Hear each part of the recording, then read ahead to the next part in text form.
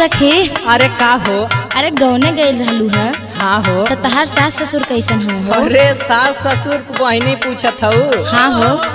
अरे सास ससुर जैसे हम चाही बहनी वैसे सब रहाला हो। वो कैसे हो? सुना सुनावा।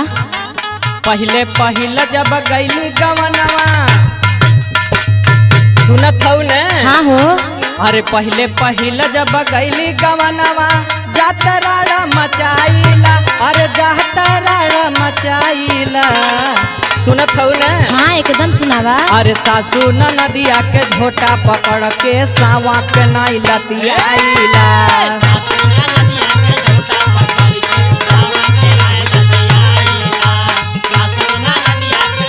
तब तो बड़ा बेकार करेलू हो।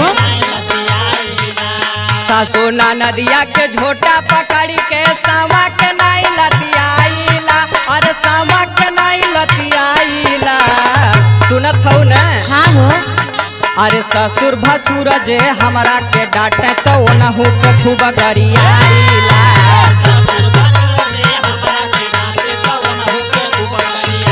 तब तो तनको निक ना करेलू हो। हाँ बहनी।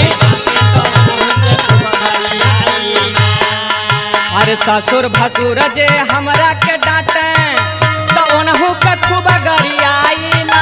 अरे ओनहु के खूब गरियाइला। लहुरा देवरवा गोरु में से आवे वोहू पे ऊंचा चलाइला।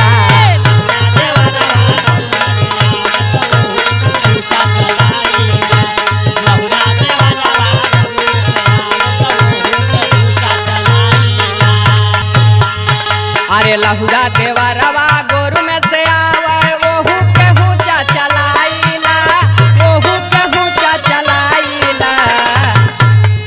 अरे जेठा जेठानी के अलगे करा के अपने मजा उड़ाइला।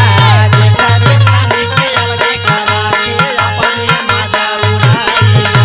जेठा जेठानी के अलगे करा के अपने मजा उड़ाइला। अरे जेठा जेठानी के अलगे करा के अपने मजा उड़ाइला। अरे अपने मजा उड़ाइला। का बताइए सखी? अरे मुन्ना मतलबी पियवा के सखी अंगूरी पे अपने नचाइला। अच्छा हो। हाँ सखी। मुन्ना मतलबी हो पियवा के अपने नचाइला। पियवा के अपने नचाइला। मुन्ना मतलबी पियवा के सखी अंगूरी पे अपने नचाइला।